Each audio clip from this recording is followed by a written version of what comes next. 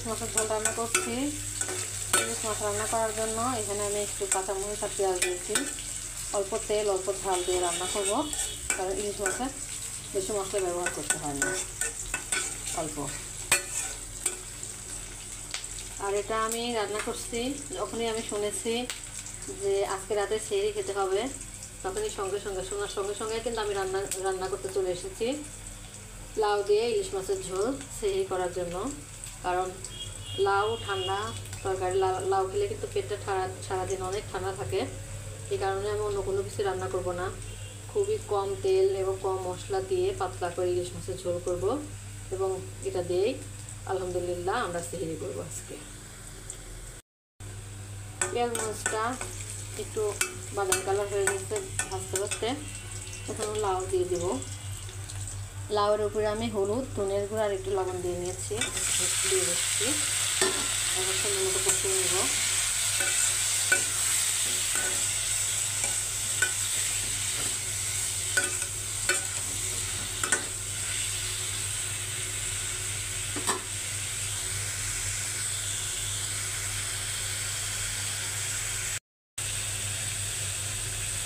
একটু পানি দিয়ে দিব, পানি দিয়ে কষিয়ে নেব।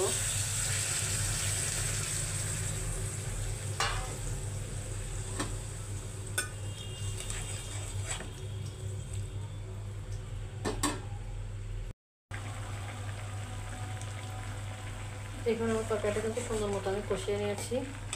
এখন আমি মাছগুলো দিয়ে দিচ্ছি। মাছগুলো এখানে দিয়ে আর একটু কষিয়ে নেব সুন্দর করে।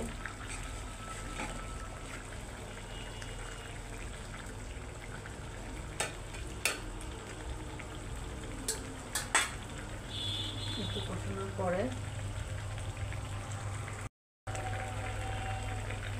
এখন আমি একটুখানি জিরার গুঁড়া দিয়ে দিচ্ছি। জিরার গুঁড়া দিয়ে আর একটু নেড়ে নেব। কষিয়ে নেওয়ার পর জিরার গুঁড়া দিয়ে একটু নেড়ে চেড়ে এখন আমি একটু পানি দিয়ে দেবো, পানি দিয়ে দেবো।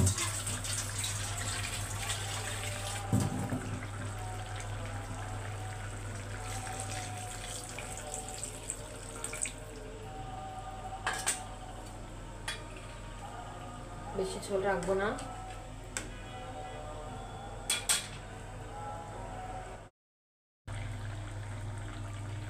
এই তো দেখুন আমার তরকারিতে কিন্তু বেশি একটা ঝোল নেই, ঝোল শুকিয়ে আসছে।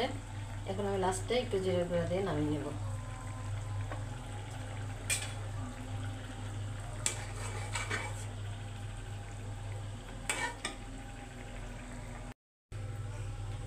এই তো দেখুন আমার ইলিশ মাছ রান্নাটা একদমই হয়ে গেছে। আমি অল্প করে ঝোল রেখেছি, যেহেতু আমরা মানুষ বেশি জন না, এই জন্য অল্প করে ঝোল রাখলাম। আমি একদমই কম মশলা ব্যবহার করে তরকারিটা রান্না করেছি। আপনারাও চেষ্টা করবেন রোজার মধ্যে লাউয়ের তরকারি খেতে এবং কম মশলা ব্যবহার করে রান্না করতে, তাহলে সারাদিনটা আপনাদের অনেক ভালো যাবে। সবার রোজাগুলো অনেক ভালো কাটুক এই কামনায় আজকের মতো বিদায় নিচ্ছি। আল্লাহ হাফেজ।